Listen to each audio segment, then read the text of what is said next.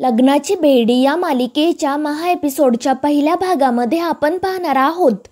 खूप रात्र झाली तरी सावी झोपलेली नसते. त्यामुळे सिंधू तिला समजावते की आता खूप उशीर झाला आहे, तू प्लीज झोप. मात्र सावी म्हणते की नाही आई, तू मला विनूसोबत बोलू दिलं नाही, त्यामुळे मी तुझं काही ऐकणार नाही.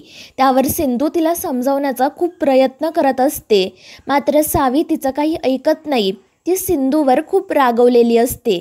त्यामुळे सिंधू म्हणते की आता आमच्या सावीचा राग घालवण्यासाठी काय करायला हवं बरं. आणि त्यावर सावी पटकन सांगते की तू विनूला फोन कर, मला त्याच्यासोबत बोलायचं आहे. आणि ते ऐकून सिंधू सावीवर अजून चिडते. ती सावीला म्हणते की एक गोष्ट लक्षात ठेव, यापुढे तू कधीच विनूला कॉल करायचा नाही आणि विनूसुद्धा तुला कधीही कॉल करणार नाही. आणि ते ऐकून सावीला वाईट वाटते. तर दुसरीकडे विनूला जाग येते आणि त्यावेळी त्याच्याजवळ मोबाईल असतो. त्यामुळे तो लगेच सावीला कॉल करतो आणि विनूचा कॉल येत आहे हे बघून सावीचा आनंद गगनात मावेनासा होतो. ती सिंधूला म्हणते की बघ आई, तुम्हाला सांगितलं होतं की विनूचा कॉल येणार नाही, पण लगेच त्याचा कॉल आला. आणि त्यानंतर ती सिंधूकडून मोबाईल घेते. मात्र सिंधू म्हणते की नाही सावी, तू लगेच हा कॉल घेऊ नको. मात्र सावी तिला विनंती करते की आई प्लीज, मला एकदा विनूसोबत बोलू दे, मी पुन्हा कधीच तुझ्याकडे हट्ट करणार नाही. आणि त्यामुळे सिंधू नाईलाजाने तो कॉल रिसीव करते. त्यानंतर विनू आणि सावी बोलायला सुरुवात करतात. सगळ्यात आधी तर विनू त्याच्या बाबांच्या वतीने सावीची आणि त्याच्या डॉक्टर काकूंची माफी मागतो. आणि त्यानंतर तो या दोघींनाही तुम्ही ठीक आहात ना असा प्रश्न विचारतो.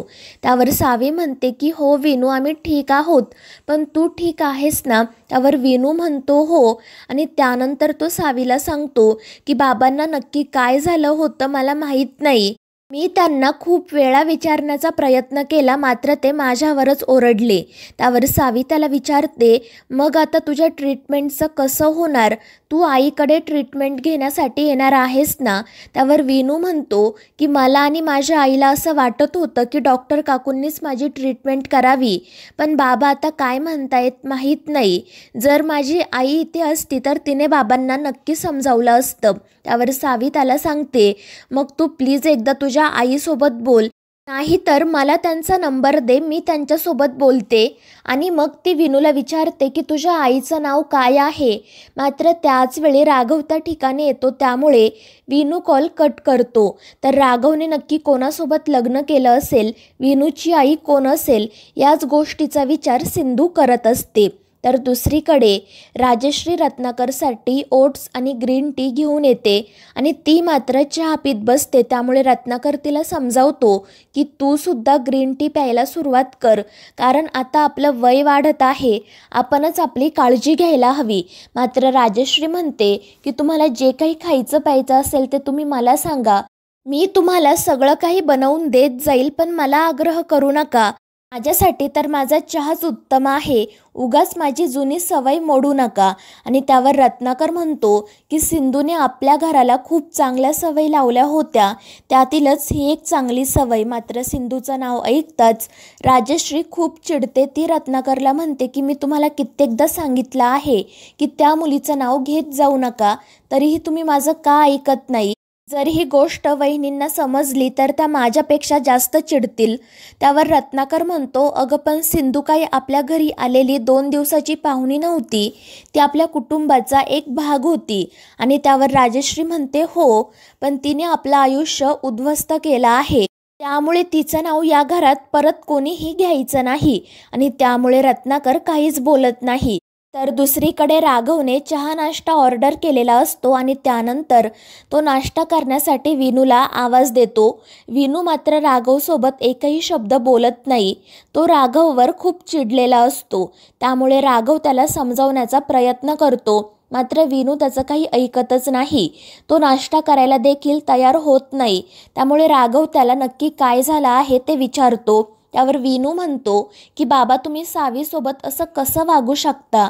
काल ती तुम्हाला आवाज देत थांबवण्याचा किती प्रयत्न करत होती, मात्र तुम्ही नाही थांबलात. तुमच्यामुळे ती खूप रडली आणि तुम्हाला माहिती आहे का, जेव्हा ती रडते तेव्हा ती काहीच खात पित नाही. आणि विनूचं हे बोलणं ऐकून राघवला देखील वाईट वाटतं. तर विनू म्हणतो की मला माहिती आहे सावीने कालपासून काही खाल्लेलं नसणार, त्यामुळे आता मी सुद्धा काहीच खाणार नाही. आणि त्यामुळे राघवला विनूची समजूत कशी काढावी ते कळत नाही. तर दुसरीकडे सिंधूसुद्धा सावीला नाश्ता करण्याचा आग्रह करत असते. स्वतःच्या हाताने तिला भरवण्याचा प्रयत्न करत असते, मात्र सावीसुद्धा एकही घास खात नाही. ती म्हणते की आई विनूने काही खाल्लं असेल का गं? आणि जर त्याने काही खाल्लं नसेल तर मग त्याला गोळ्या तरी कशा काय घेता येतील? आणि सावीचा हा प्रश्न ऐकून सिंधूला काय उत्तर द्यावं ते कळत नाही. तर दुसरीकडे राघव विनूसमोर कान पकडून उठाभाषा काढून त्याला समजावण्याचा प्रयत्न करत असतो, मात्र विनू म्हणतो की बाबा हे सगळं करण्याची काही गरज नाही आहे. पुढे तो म्हणतो की बाबा डॉक्टर काकूंच्या औषधामुळेच मला बरं वाटलं होतं आणि तुम्ही मात्र त्यांच्यासोबतच असं वागलात. तर दुसरीकडे सावीसुद्धा सिंधूला म्हणत असते की आई माझ्या सांगण्यावरून विनू तुझ्याकडे ट्रीटमेंट करण्यासाठी आला होता, मात्र तू त्यांच्यासोबत खूप चुकीचा वागली. आता तो इथे ट्रीटमेंट करण्यासाठी येईल की नाही माहीत नाही. तर दुसरीकडे राघव विनूला समजावत असतो की मी तुला मोठ्यातल्या मोठ्या डॉक्टरांकडे घेऊन जाईल, तू काळजी करू नको. मात्र विनू म्हणतो की बाबा आपण आत्तापर्यंत इतक्या डॉक्टरांकडे गेलो, मात्र मला काहीच फरक पडला नाही, परंतु डॉक्टर काकूंच्या औषधामुळेच मला बरं वाटलं. आणि त्यानंतर विनूची समजूत घालण्यासाठी राघव सावीसाठी एक लेटर लिहितो आणि तो काल तिच्यासोबत जे काही वागलेला असतो त्याबद्दल तिची माफी मागतो. आणि त्यानंतर तो हॉटेलमधील एका वेटरला बोलावून घेतो. त्याला विचारतो की तुमच्या गावात सावी नावाची एक मुलगी राहते, तुला माहिती आहे का? त्यावर तो वेटर म्हणतो हो, डॉक्टर ताईंचीच मुलगी ना? त्यावर राघव म्हणतो हो, तू तिच्याकडे हे लेटर दे. आणि तो त्या वेटरला काही पैसेसुद्धा देतो, त्यामुळे तो वेटर हे काम करण्यासाठी तयार होतो. तर दुसरीकडे राणीने तिचं सगळं सामान राघवच्या रूममध्ये शिफ्ट केलेलं असतं. आता आपलं सगळ्यात मोठं स्वप्न पूर्ण होणार म्हणून ती खूप खुश असते. मात्र त्याचवेळी तिचं लक्ष कपाटामधील एका फ्रेमकडे जातं. ती राघव आणि सिंधूच्या फोटोची फ्रेम असते आणि ती फ्रेम बघून राणी नाराज होते. ती मनाशी म्हणत असते की मला डाऊट होताच की राघव सिंधूला विसरू शकला नसणार, आणि तसंच झालं. मात्र त्याचवेळी राजश्री त्या ठिकाणी येते आणि ती राणीला समजावते की यापुढे तू राघवसमोर त्या सिंधूचा विषय काढायचा नाही. आता तू, विनू आणि राघव तुमच्या नवीन आयुष्याला सुरुवात करत आहात ना, मग तुमच्या या नवीन आयुष्यामध्ये तुमच्या भूतकाळाची सावली नको. आणि त्यावर राणीसुद्धा हो म्हणते.